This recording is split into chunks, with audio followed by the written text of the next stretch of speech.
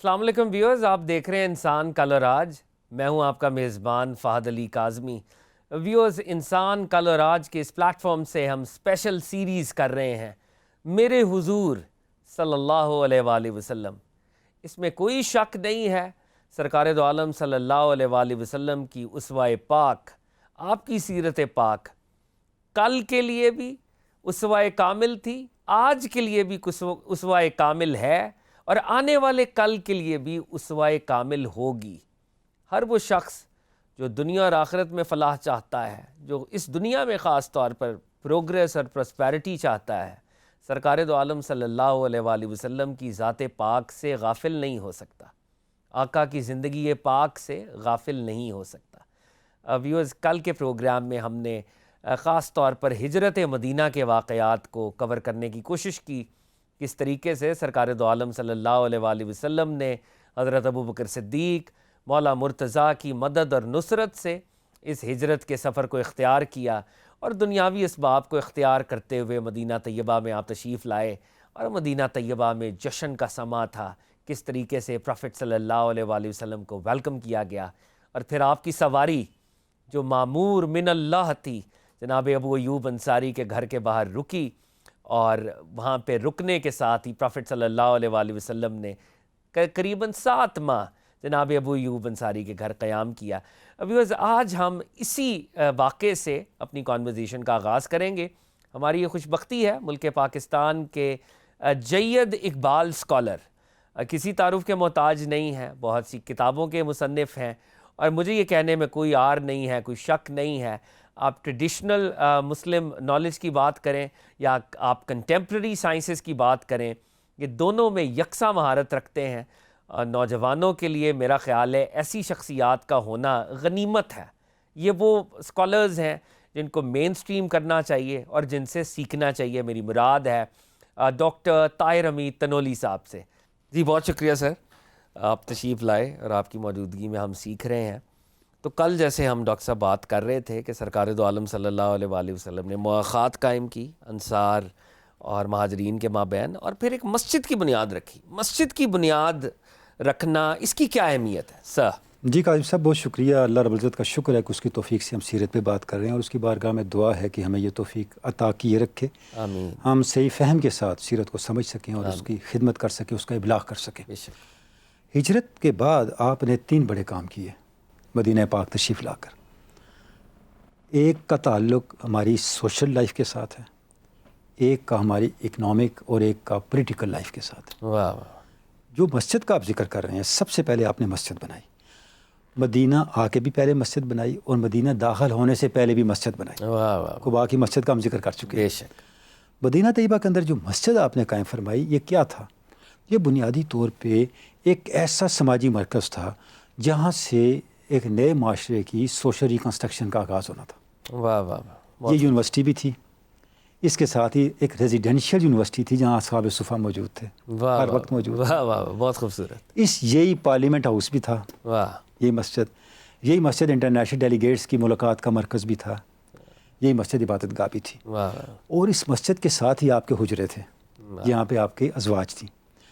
آپ نے میسج یہ دیا، اسلام میں کوئی چیز سیکولر نہیں ہوتی۔ واہ واہ، بہت خوبصورت۔ واہ، دیکھیں، آپ نے فیملی لائف کو اور سوشل اور نیشنل لائف کو اکٹھا کر دیا۔ واہ واہ، مسجد کے ایک طرف آپ کی فیملی لائف تھی، ایک طرف آپ کی سوشل اور پبلک لائف تھی، ایک طرف خاندانی زندگی کی سرگرمیاں تھیں، ایک طرف سیاسی سرگرمیاں تھیں، قومی سرگرمیاں تھیں، سوسائٹی کو بنانے کی سرگرمیاں تھیں۔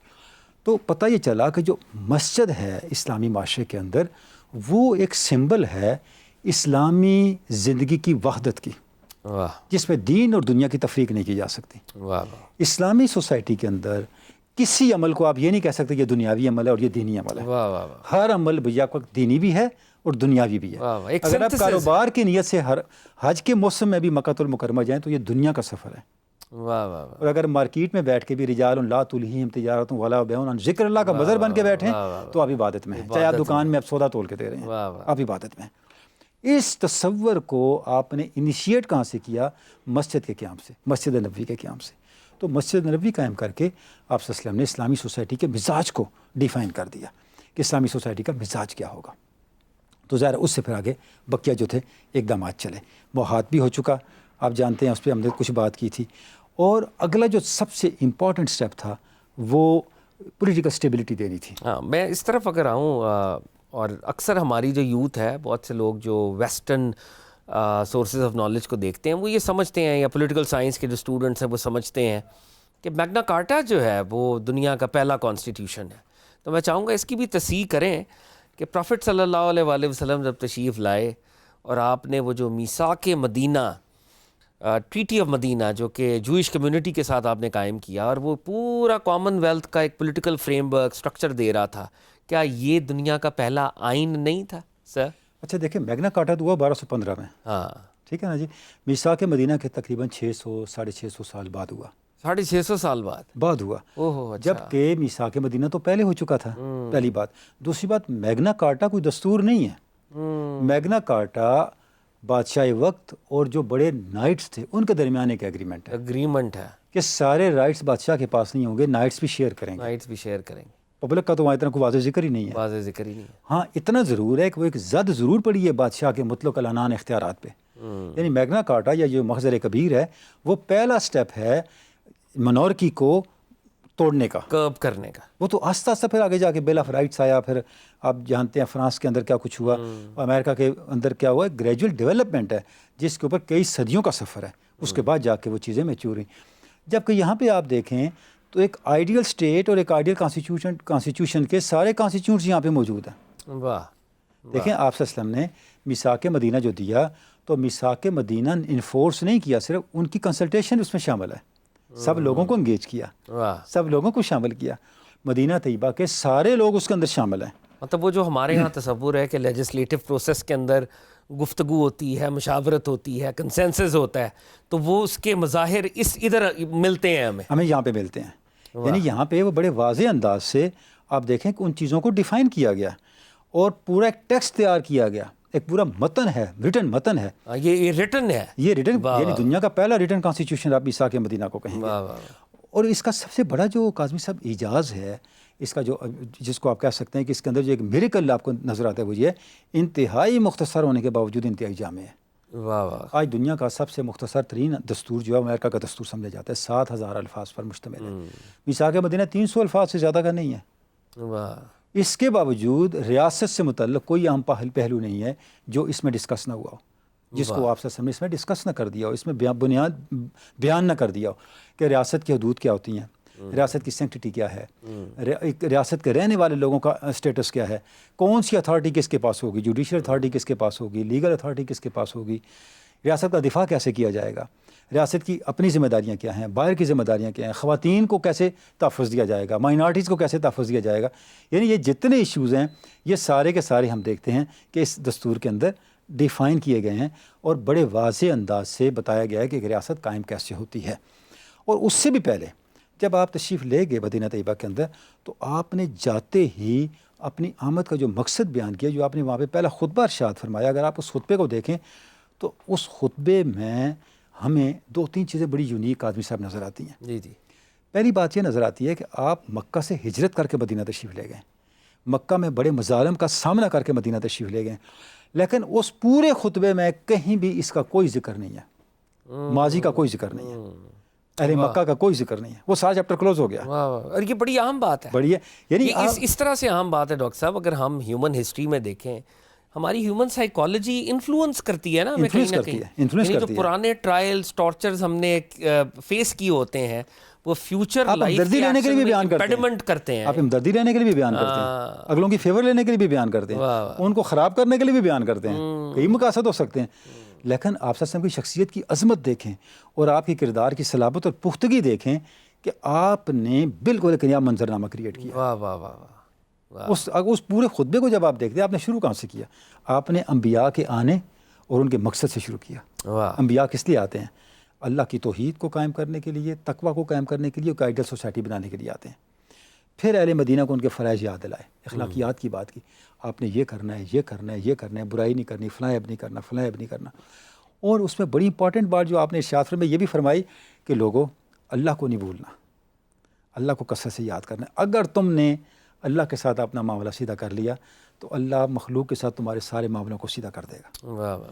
یعنی یہ خطبہ سائملٹینیسلی پولیٹیکل بھی ہے اور اسپریچول بھی ہے. واہ واہ. اب دیکھیں پوری تصوف کی بنیاد یہی چیز ہے. بالکل ایسے جو آپ اس خطبے میں بڑے واضح طور پہ فرما رہے ہیں اور یہاں پہ آ کے آپ نے خطبے کو کنکلوڈ کر دیا. اور اس کے اندر اخلاقیات بھی ہے اور آنے والی سوسائٹی کے جو بنیادی فریم ورک ہے, آنے والی سوسائٹی کے جو بنیادی خصائص ہیں وہ بھی آپ بیان فرما رہے ہیں. تو اس انداز سے اس سفر کا آپ نے آغاز فرمایا اور اس کے بعد آپ نے اہل مدینہ کے ساتھ جو ان سب کو انگیج کیا, ان سب کے ساتھ ڈسکشنز کی. یہود کے سب سے پہلے اوس اور خزرج کو اکٹھا کیا اور اوس اور خزرج کو اکٹھا کرنے کے بعد یہود کو آن بورڈ لیا اور اس کے بعد پھر یہ جو دستور تھا یہ آپ نے اناؤنس کیا. اس دستور کو آپ یہ کہہ سکتے ہیں کہ آپ نے نافذ فرمایا. اچھا کاظمی صاحب, جب آپ اس پورے دستور کو دیکھتے ہیں تو اس کے جو آرٹیکلز اگر آپ آج کے کانسٹیٹیوشنل پیٹرن پہ دیکھیں تو 63 آرٹیکلز بنتے ہیں. واہ. 63 آرٹیکلز. یعنی آپ صلی اللہ علیہ وسلم کی عمر مبارک کے مطابق اس کے آپ سیکشن کر سکتے ہیں. ویسے تو پیراگرافس میں ہے یار, اس وقت تو اس طرح کا پیٹرن نہیں ہوتا تھا. وہ ایک پیراگرافس کی شکل میں ہمیں ملتا ہے جس کو کتب سیرت میں بھی ہے اور بڑے جامع انداز سے اس ٹیکسٹ کو فائنل کر دیا ڈاکٹر حمید اللہ صاحب نے الوسائق السیاسیہ میں.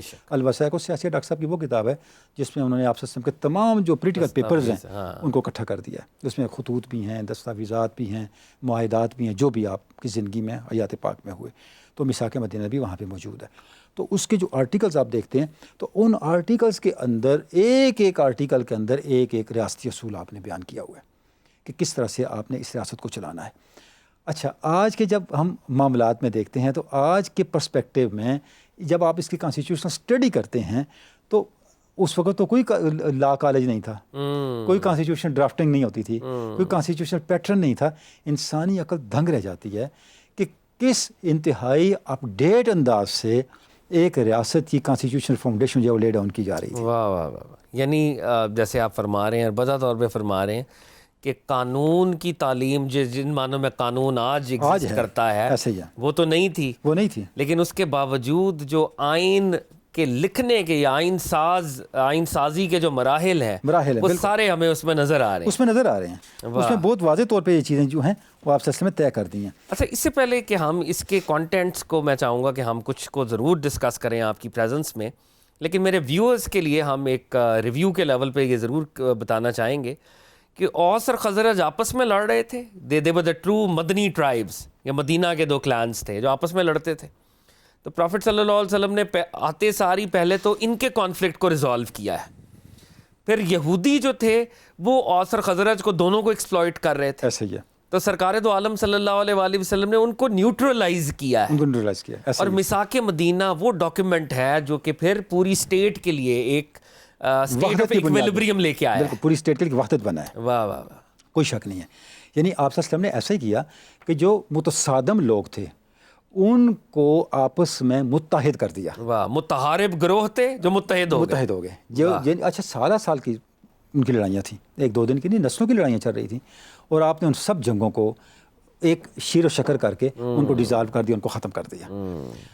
اب جو دستور آپ نے بنایا, جی بسم اللہ. اب جب ہم اس دستور کو دیکھتے ہیں کاظمی صاحب, تو اس میں سب سے پہلے جو بنیادی چیز ہے وہ یہ ہے کہ یہ ایک ایسی ریاست ہوگی جس میں حاکمیت اللہ اور اس کے رسول کی ہوگی. واہ واہ واہ. یعنی اور آپ دیکھیں قیامت تک اب اسلامی ریاست اسی اصول پہ کھڑی ہوگی. واہ واہ. یعنی جو بھی اسلامی ریاست ہوگی وہ اس سے نکل نہیں سکتی, وہ اسی اصول پہ قائم رہے گی اور اس اصول کو کبھی بھی نہیں چھوڑے گی. حاکمیت اللہ کی ہے, اللہ کی ہے. اور اس سے بھی وہ جو آپ پہلے نقطہ ارشاد فرما رہے تھے کہ جو بہت سے لوگ غلطی شاید کرتے ہیں کہ یہ سیکولرزم کا مقدمہ جو ایڈوانس کرتے ہیں وہ تو پہلی نفی ہو رہی ہے, اس فکرے سے نفی ہو رہی ہے کہ رب العزت کے قوانین کے ہم تابع ہیں. ایسا ہی ہے. اور اپنے مین میڈ آرٹیفیشل لاز کے ذریعے ہم حکومت نہیں کر سکتے. دیکھیں جب وحی آ گئی, اللہ کی طرف سے نظام ہدایت آ گیا, تو وہ پوری زندگی کو کور کر رہا ہے. یا ایھا الذین آمنوا فی السلم کافہ, یعنی ہیومن لیجسلیشن وہی کتابیں ہوگی. واہ واہ. جب وہی کتابیں ہوگی تو ظاہر ہے جو ٹیمپرامنٹ ہے پوری ریاست کا وہ حاکمیت الہیہ جو ہے اس کے اندر رہے گا. دیکھیں جب بھی کوئی ریاست بنتی ہے اس میں کہیں نہ کہیں تو ساورنٹی لے ڈاؤن کی جاتی ہے. ساورنٹی کس کے پاس ہوگی؟ اسلامی ریاست کی ساورنٹی جو ہے وہاں پہ ساورنٹی صرف اللہ کے اقتدار کی ہے. اب میثاق مدینہ کا ایک آرٹیکل ہے جو میں آپ کے سامنے پڑھنا چاہوں گا. وَإِنَّكُم مِّمَّا اخْتَلَفْتُمْ فِيهِ مِن شَيْءٍ فَإِنَّ مَرَدَهُ إِلَى اللَّهِ وَإِلَى محمد صلی اللہ علیہ وسلم. یعنی جس معاملے میں بھی لوگوں میں اختلاف پیدا ہوگا اسے اللہ اور رسول اللہ صلی اللہ علیہ وسلم کی طرف لوٹایا جائے گا. یعنی اس کا فیصلہ، آخری فیصلہ اللہ اور اس کا رسول کریں گے. واہ واہ. اب یہ وہ سے آرٹیکلز میں اس چیز کو کیا گیا، یہ آرٹیکل 28 میں بھی اس کو کیا گیا اور آرٹیکل 52 میں بھی کیا گیا، جس میں یہ طے کیا گیا کہ اگر کسی بھی موقع پہ کوئی جھگڑا ہو، قتل ہو، فساد ہو، تو اس کو حل کرنے کے لیے اللہ اور اس کے رسول کی طرف رجوع کیا جائے گا. اور سب سے زیادہ جو دستور ڈیمانڈ کرتا ہے وہ کیا کرتا ہے؟ وہ یہ کرتا ہے کہ اس ریاست کے شہری اس دستور کے ساتھ، اللہ اور اس کے رسول کے ساتھ وفادار رہیں گے. واہ واہ. یعنی رسول اور کے ساتھ اور دستور کے ساتھ وفاداری شہریوں کی بنیادی ذمہ داری ہے. واہ واہ. اب یہ دیکھیں نا، یہ جو آپ فرما رہے ہیں ڈاکٹر صاحب، جو ماڈرن ایک تصور ہے ٹریزن کا، اگر آپ آئین کو توڑیں تو جو بھی آئین ہوتا ہے آپ توڑیں تو آپ ٹریزن کے یا غداری کے مرتکب ہو جاتے ہیں. اب اس آئین کے اندر جب ہم نے مان لیا، پلیج کر لیا کہ ہم سرکار دو عالم صلی اللہ علیہ وآلہ وسلم کو سول آربیٹر مان رہے ہیں اور سرکار دو عالم صلی اللہ علیہ وآلہ وسلم کی بات سے انحراف نہیں کریں گے اور اس آئین سے پیچھے نہیں ہٹیں گے، تو جو ہٹے گا اس کا مطلب ہے وہ ٹریزن کا مرتکب ہے. اور آگے ایک آرٹیکل میں اس کے لیے کہا گیا کہ اس ریاست کے شہریوں کی حفاظت کی ذمہ داری ریاست کی صرف ان لوگوں کے لیے ہوگی جو اس آئین کے وفادار ہیں. جو آئین کے وفادار ہیں. واہ واہ. جو اس آئین کے وفادار نہیں ہوں گے ان سے اللہ اس کا رسول اور ریاست مدینہ بری ہے. واہ واہ واہ. اب یہ بھی ماڈرن کانسیپٹ ہے. ماڈرن کیا کانسیپٹ ہے؟ جب آپ آئین کو تسلیم کرتے ہیں تو پھر آپ پریویلیجز اور رائٹس کا ڈیمانڈ کر سکتے ہیں، کلیم کر سکتے ہیں، ورنہ نہیں کر سکتے. تو یہ کہنا یہ چاہیے کہ جدید دستور نے یہ وہیں سے سیکھی ہیں چیزیں. واہ واہ. یہ چیزیں وہیں سے آگے چلی ہیں نا. دیکھیں نا، یہ روسو کی جو کتاب ہے دی سوشل کانٹریکٹ، جس کو ماڈرن ڈیموکریسی کی بائبل کہا جاتا ہے، یعنی تاریخ بتا دی، اس کے پاس فرینچ ٹرانسلیشن موجود تھے. قرآن مجید کے، سیرت کے فرینچ ٹرانسلیشنز موجود تھے. لیکن یہ لوگ ایون روسو بھی فار دیٹ میٹر پھر کریڈٹ نہیں دیتے. یہ تو ڈس آنیسٹی ہے نا جی. انہوں نے ہمارے لوگوں کے نام تک بدل دیے، پتہ ہی نہیں چلے کیا ہو رہا ہے. تو یہ مسائل تو ہمارے یہاں ہیں. اچھا، اس کے بعد جب یہ دستور آپ سے سب دے رہے ہیں تو پہلے آرٹیکل میں آپ نے فرمایا حاضہ کتاب میں محمد النبی رسول اللہ صلی اللہ علیہ وسلم. یہ جو دستور ہے یہ کس کی طرف سے دیا جا رہا ہے؟ یہ ذات رسالت مآب کی طرف سے دیا جا رہا ہے. یعنی دستور کے اندر ہی اس کے ٹیکسٹ کے اندر یہ طے کر دیا گیا کہ دستور دہندہ اتھارٹی کون ہے. اگر حاکمیت اللہ کی ہے تو دستور دہندہ اتھارٹی اس کا میسنجر ہے صلی اللہ علیہ وسلم کی ذات پاک. یعنی اللہ کا قانون جو ہے وہ اللہ کے رسول کے ذریعے شہریوں تک پہنچے گا اور شہری پھر اس قانون کی پابندی کریں گے، اس قانون کو فالو کریں گے، اس کے پابند رہیں گے. تو اب یہ جو بنیادی خصائص ہیں اس دستور کے، وہ ہمیں بتاتے ہیں کہ یہ ریاست مدینہ کی پہلی جو فاؤنڈیشن ہے وہ کانسٹیٹیوشنل فاؤنڈیشن ہے، نہ صرف ریاست مدینہ کی بلکہ آنے والی قیامت تک کی جتنی ریاستیں اور جتنے آئینی اقدامات ہو رہے ہیں ان کو شعور کی روشنی یہاں سے دینے کا اہتمام کر دیا گیا ہے. اچھا ڈاکٹر صاحب، آپ کی باتوں سے ایک سوال میرے ذہن میں آتا ہے. اب ہم ماڈرن ڈے میں رہتے ہیں، گلوبل ورلڈ ہے، تو دنیا میں کوئی بھی سوسائٹی ہو تو ایک مذہب نہیں ہے، وہاں پہ مختلف مذاہب مسالک کے لوگ رہتے ہیں. اور سب سے بڑا ہیومن چیلنج یہ ہے کہ ہیومن کو ایگزسٹنس کیسے ہو. اب سرکار دو عالم صلی اللہ علیہ وآلہ وسلم جب میثاق مدینہ کو سائن کروا رہے ہیں، میثاق مدینہ کو پریزنٹ کر رہے ہیں، تو وہ جو مذاہب کی آزادی ہے انڈیویجول سطح کے اوپر، اس کو سرکار دو عالم صلی اللہ علیہ وآلہ وسلم کا یہ ٹریٹی سیف گارڈ بھی کر رہا ہے، بالکل ٹالریٹ کر رہا ہے کہ انڈیویجول سطح کے اوپر اگر کوئی جوئش لا کو فالو کرتا ہے وہ جوئش لا کو فالو کرتا رہے. لیکن جہاں پہ کلیکٹیو ریاست کے قوانین کی بات آئے گی تو وہاں پر یہ کلیکٹیو کامن ویلتھ ہے، اور جس کے لیے پھر ڈیفینس بھی ہم اکٹھا کریں گے، دفاع اکٹھا ہوگا. صحیح ہے. اچھا، جس طرح آپ اشارہ کریں، دیکھیں یہ اگر آپ اس دستور کو دیکھتے ہیں تو اس کا دوسرا آرٹیکل ہے جس میں یہ طے کیا گیا کہ یہ جو میثاق ہے یہ کس کے درمیان ہے. یہ میثاق ہوگا بین المؤمنین والمسلمین من قریش و اہل یثرب ومن تبعہم فلحق بہم وجاہد معہم. یہ دستور ہے کن لوگوں کا؟ مومنین، مسلمین، قریش اور اہل یثرب کے درمیان. اب اہل یثرب میں اوس و خزرج بھی ہیں اور یہود بھی ہیں، اور ان کے درمیان بھی جو بعد میں شامل ہوں گے. گویا جتنے ریاستی طبقات ہیں ان کو یہاں پہ ایکول آئیڈینٹیفائی کر دیا گیا، ایکول کانسٹیٹیوشنل اسٹیٹس دیا جا رہا ہے. یہ اصل بات ہے. واہ واہ واہ. جو آپ کہہ رہے ہیں نا کہ ان کے رائٹس کو سیکیور کیا جا رہا ہے، اور جو ملٹی کلچر سوسائٹی ہے اس ملٹی کلچر سوسائٹی میں جو ڈفرینٹ ڈائیورسٹیز ہیں، چاہے وہ ریلیجس ہیں، کلچرل ہیں یا کسی بھی نوعیت کی ہیں، ان کی سیکورٹی کا اہتمام کیا ہوگا, ان کے تحفظ کا اہتمام کیا ہوگا. اب یہاں پہ برابر ذکر کر دیا کہ یہ جو دستاویز طے کی گئی ہے یہ مومنوں کے درمیان, اہل ایمان کے درمیان, اہل یثرب کے درمیان, یہود کے درمیان اور مدینہ والوں کے درمیان طے کی گئی ہے, اور ان کے درمیان بھی جو بعد میں شامل ہوں گے. تو یہ جو ماڈرن ڈے میں ہم کہتے ہیں جی ایکوالٹی, ایگالیٹیرینزم, مساوات, تو سرکار دو عالم صلی اللہ علیہ وآلہ وسلم کا یہ ڈاکیومنٹ 1400 سال پہلے اس کا اہتمام کر رہے ہیں انڈیویجول سطح کے اوپر, انڈیویجول سطح کے اوپر, ریاستی سطح پہ. آف کورس بالکل ریاستی سطح پہ, ریاستی سطح پر کسی طبقے کا جو انفرادی رائٹ ہے وہ اس کو سیکور کیا جا رہا ہے, اس کو سیکور کیا جا رہا ہے. اور اسے صرف ایک مطالبہ کیا جا رہا ہے کہ آپ نے ریاست کے اس متفقہ آئین کی وفاداری کرنی ہے, اس کی وفاداری کے اوپر آپ نے قائم رہنا ہے. تو اس سے کیا ہوا, وہ جو ایک روز روز کے جھگڑے تھے, کنفلکٹس تھے, وہ سارے کے سارے ختم ہو گئے. اچھا, ایک آرٹیکل ڈاکٹر صاحب آپ کی موجودگی میں, یہ بھی بڑا انٹرسٹنگ آرٹیکل ہے, آپ اس پہ مجھے گائیڈ بھی کریں گے, کہ کہا گیا کہ اگر کسی ایک گروپ پہ حملہ ہوگا تو وہ سارے گروپس پر حملہ تصور ہوگا. ایسا ہی ہے. یہ دیکھیں اس آرٹیکل کے اندر کتنی ڈیپتھ ہے, اور آج کل کے مسلمانوں کے لیے بھی کتنا اہم ہے کہ ہم ملٹی کلچرل سوسائٹیز میں اگر رہتے ہیں, ہمارا تعلق کسی فرقے سے ہو, کسی مسلک سے ہو, کم از کم اس اسپرٹ کو مساک مدینہ سے ہی ہم اڈاپٹ کر لیں کہ وہاں پر تو نان مسلمز بھی تھے. تو سرکار دو عالم صلی اللہ علیہ وسلم فرما رہے ہیں کہ ان پر حملہ ہوگا تو وہ ہم پر تصور کیا جائے گا, ہم ڈیفینڈ اکٹھے کریں گے. یعنی یہ ایک لحاظ سے آپ نے جو کولیکٹیو ڈیفنس تھا ریاست کا, اس کا اہتمام فرما دیا. کیونکہ وہاں پہ ہمیشہ یہ ہوتا تھا ایک فریق دوسرے فریق کے خلاف جنگ میں شامل رہتا تھا, یا بعض اوقات ایک فریق دوسرے فریق کے ساتھ جنگ کرتے ہوئے مخالف گروپوں کے ساتھ شامل ہو جاتے تھے.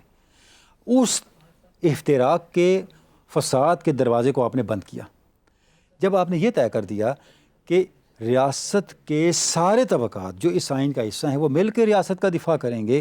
اب دفاع کی ذمہ داری نہ صرف مشترکہ ہو گئی, بلکہ ریاست کا کوئی فریق بھی مسلمانوں پہ حملہ کرنے والے کے ساتھ ملے گا نہیں. کیونکہ جب آپ مدینہ تشریف لے آئے, یہ بالکل آپ سے امر مخفی نہیں تھا کہ قریش سکون سے نہیں بیٹھیں گے, آرام سے نہیں بیٹھیں گے, بلکہ وہ سازشیں کرتے رہیں گے اور مسلمانوں کے خلاف حملوں کی تیاریاں کرتے رہیں گے, مسلمانوں کو تنگ کرتے رہیں گے. اور جن لوگوں سے توقع ہو سکتی تھی کہ وہ ان کے خلاف جا کے مسلمانوں کے خلاف ان کے ساتھ اتحاد نہ بنا لیں, تو آپ صلی اللہ علیہ وسلم ان کو یہیں پابند کر دیا, پہلے دن سے پابند کر دیا. اور اچھا, اس میں ایک بڑی اور چیز کاظمی صاحب ہم نے دیکھنی ہے کہ میثاق مدینہ کی وائلیشن دوسرے لوگوں نے آگے چل کے کی دفاع ہی کے معاملات میں, کیونکہ یہود کے کئی قبائل نے باوجود میثاق مدینہ کا حصہ ہوتے ہوئے ساتھ دیا کفار مکہ کا جب وہ مسلمانوں پہ حملہ آور ہو رہے تھے. جنگ احزاب کے موقع پہ بھی آپ دیکھ لیں, جنگ بدر کے موقع پہ بھی ہوا, اور اسی بنیاد پہ جا کے پھر ان کے خلاف ریاست مدینہ کو اقدامات کرنے پڑے. کیونکہ پوری سیرت ہمیں یہ بتاتی ہے کہ جتنے آپ نے معاہدات کیے ان میں کبھی بھی مخالفت, اس کی پامالی, اس کی وائلیشن اہل ایمان کی طرف سے, آپ صلی اللہ علیہ وسلم کی طرف سے نہیں ہوئی, ریاست مدینہ کی طرف سے نہیں ہوئی, دوسرے فریق کی طرف سے ہوئی. اور ایک جواز خود بخود انہوں نے فراہم کیا جس سطح پہ بھی آپ دیکھ لیں, یعنی میثاق مدینہ سے لے کے اوپر تک چلے جائیں, صلح حدیبیہ تک چلے جائیں, ہر سطح پہ ہمیں یہ چیز نظر آتی ہے. تو یہ جو کولیکٹیو ڈیفنس کا معاملہ تھا, یہ کولیکٹیو ڈیفنس کا معاملہ یہ انجام کار یہود کی جلا وطنی کا باعث بھی بنا, کیونکہ انہوں نے وائلیشنز کی, انہوں نے طے شدہ شرائط کو توڑا, حتیٰ کہ خود آپ صلی اللہ علیہ وسلم کے خلاف سازشیں کی, آپ صلی اللہ علیہ وسلم کی معاذ اللہ جان لینے کی کوشش کی. تو وہ جو ان کے اقدامات تھے سارے, وہ کیا تھا بنیادی طور پہ اگر آج کی زبان میں آپ بات کرنا چاہیں, وہ غداری کے زمرے میں آتا تھا اس دستور کی وائلیشن کے تحت. ہائی ٹریزن, بالکل, کیونکہ اکثر ویسٹ کے اندر یہ جو غزوہ بنو قریظہ کے حوالے سے بڑی کانورزیشن ہوتی ہے, تو وہ ہائی ٹریزن, اور ہائی ٹریزن کی سزا ہر دنیا کے کانسٹیٹیوشن میں by and large capital punishment ہے. بالکل بالکل, اس کو نافذ کیا گیا.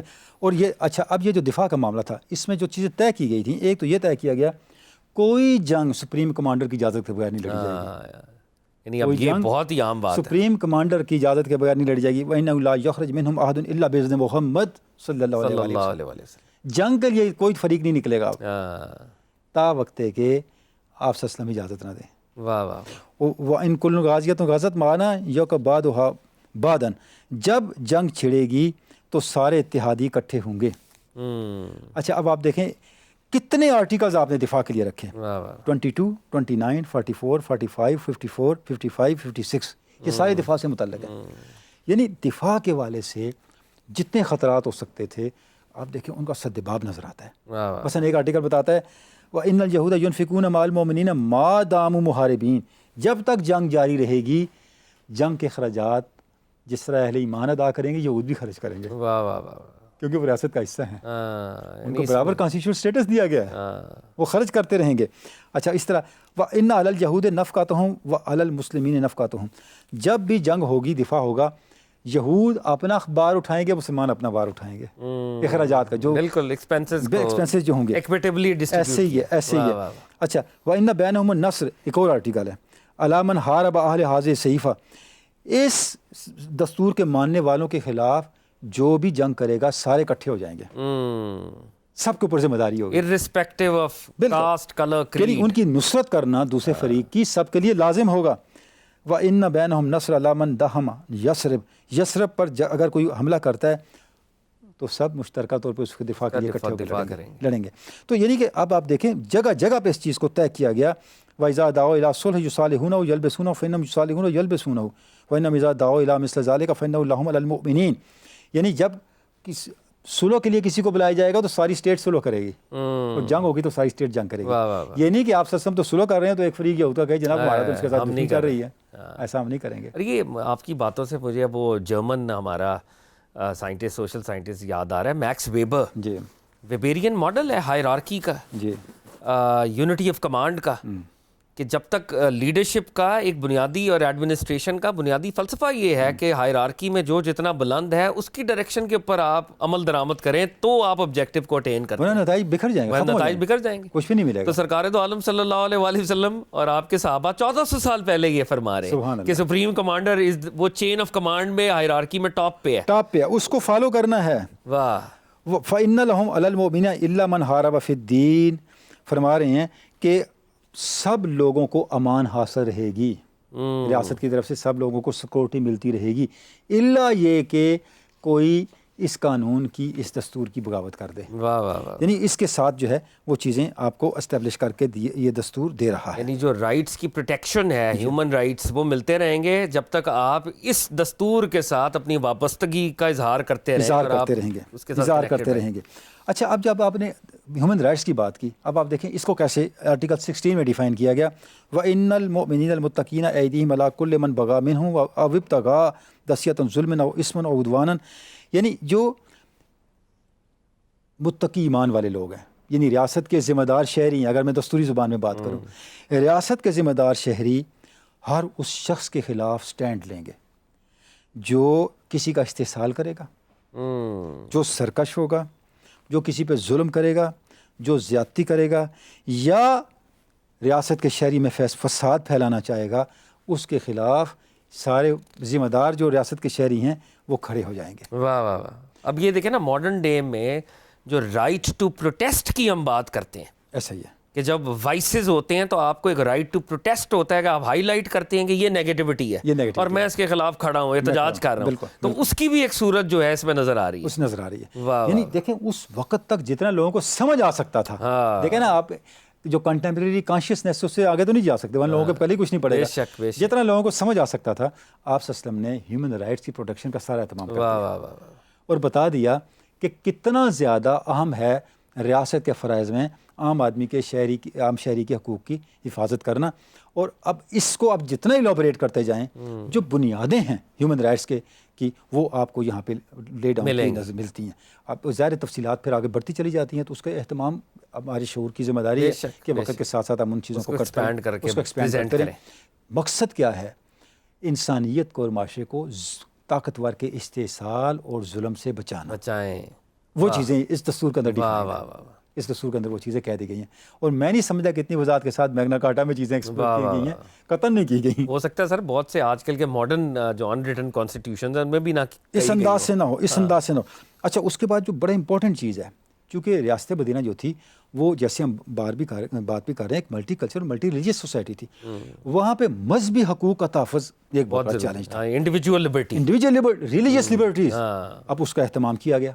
اب اس دستور میں آپ سے ارشاد آرٹیکل 3 فرمایا کہ جو یہودی ہیں وہ ایک مومنین کے ساتھ ایک سیاسی وحدت تو ہیں، لیکن اس کے باوجود یہودیوں کے لیے ان کا دین ہوگا، دیکھیں ان کو اس کی آزادی ہوگی، مسلمانوں کے لیے ان کا دین ہوگا، چاہے وہ اصل یہودی ہوں یا ان کے موالی ہوں، واہ، ان کے فالور ہوں، فالوور ان کے غلام ہوں، ان کے خدام ہوں.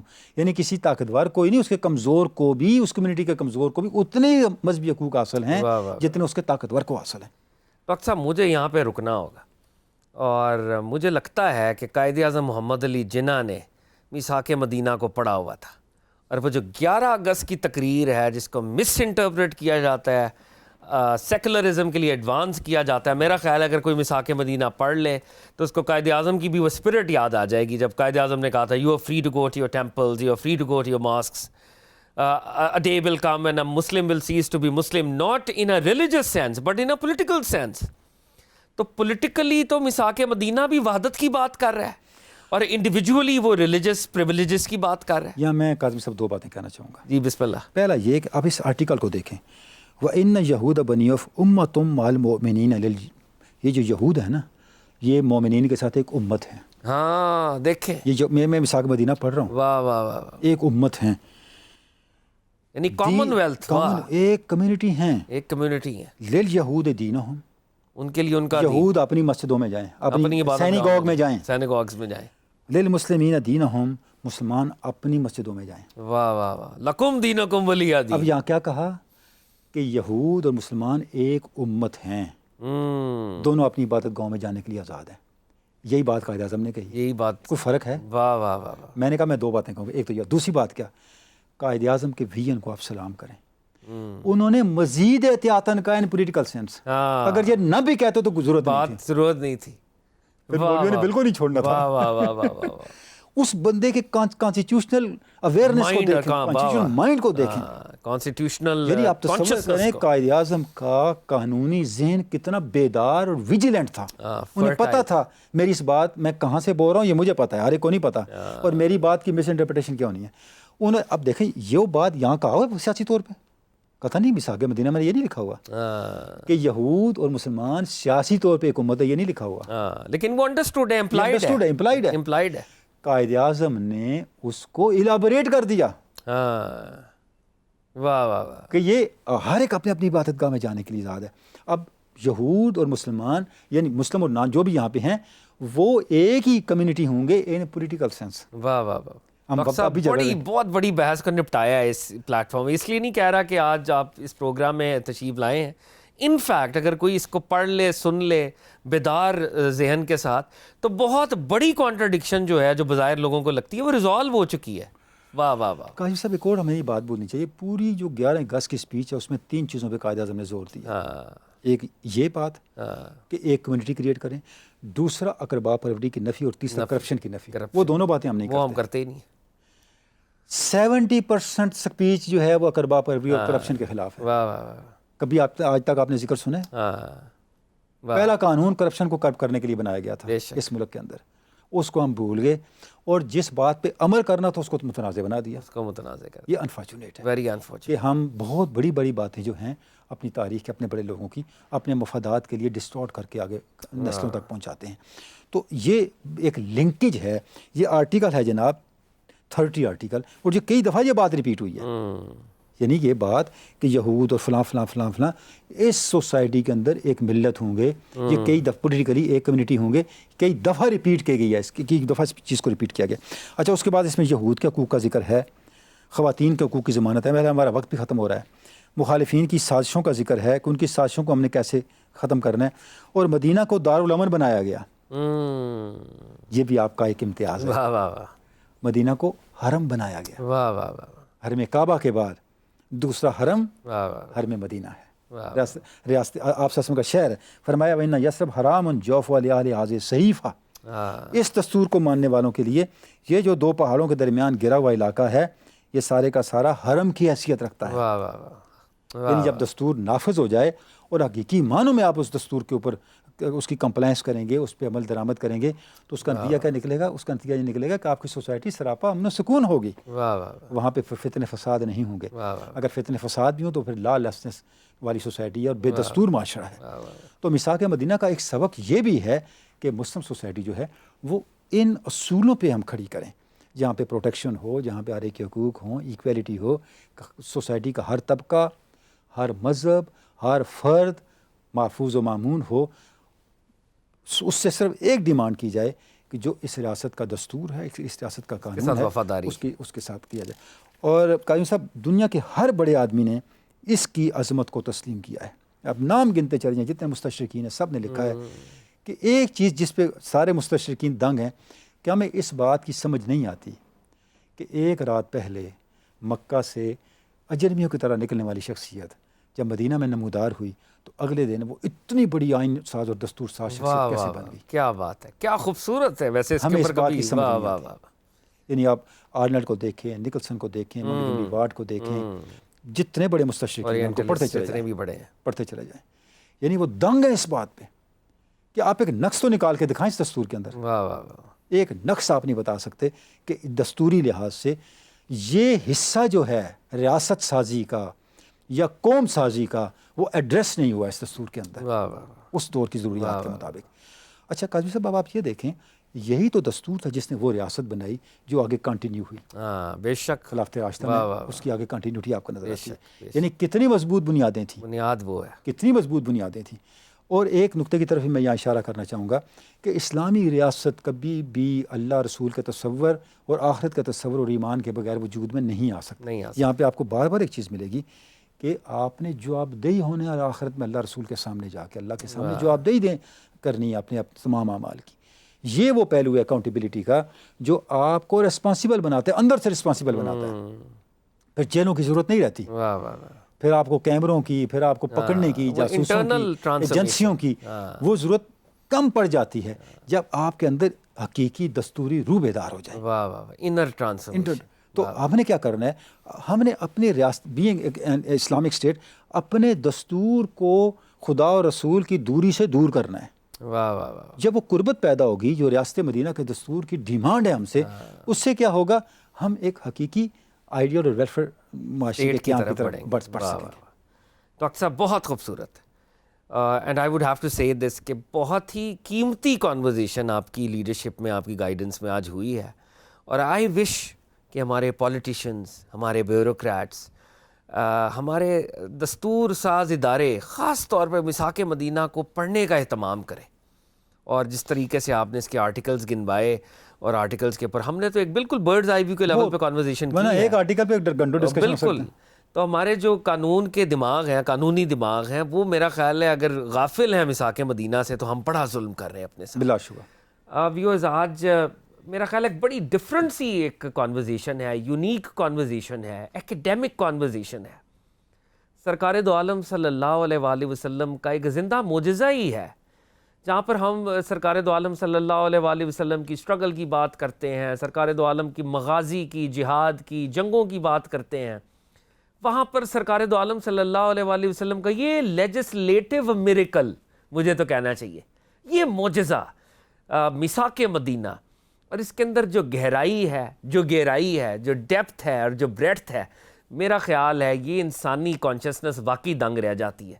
اور جیسے ڈاکٹر صاحب نے وجہ طور پہ اشارہ فرمایا کہ جسٹ امیجن کہ ایک شخص بے سر و سامانی کے عالم میں مکہ کے مظالم کو سہ کر مدینہ وارد ہوا صلی اللہ علیہ وآلہ وسلم، اور مدینہ آتے ہی ایک نئے چیپٹر کا ایسا آغاز، ایسا نقطہ کمال، ایسی پرفیکشن اور ایسی ریاست کی بنیاد.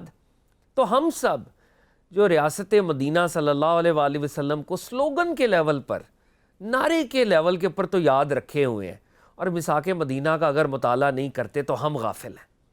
میرا خیال ہے ہمارے نوجوان، ہماری یوتھ، ویسٹ سے انسپائرڈ ہمارے اسٹوڈنٹس، ہمارے ینگ خواتین و حضرات ضرور میثاق مدینہ کو پڑھیں اور ود این اوپن ہارٹ پڑھیں، بائسز کو ہٹا کر پڑھیں.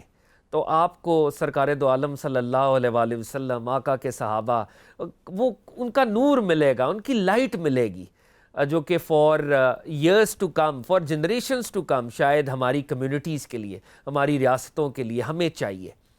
ویورز ہم اللہ تعالیٰ سے دعا کرتے ہیں جو کچھ ہم پڑھ رہے ہیں، جو کچھ ہم سن رہے ہیں، اللہ رب العزت اس کو ہمارے عمل کا حصہ بنا دے، یہ ہمارے کردار میں سے اپنے اپنے درجوں پر مینیفیسٹ کرے.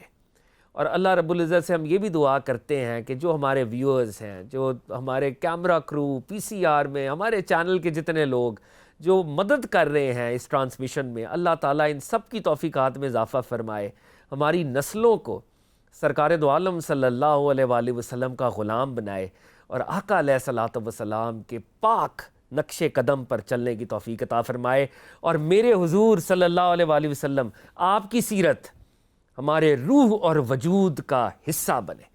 Viewers, this is your host Fahad Ali Kazmi signing off. Keep watching میرے حضور صلی اللہ علیہ وآلہ وسلم۔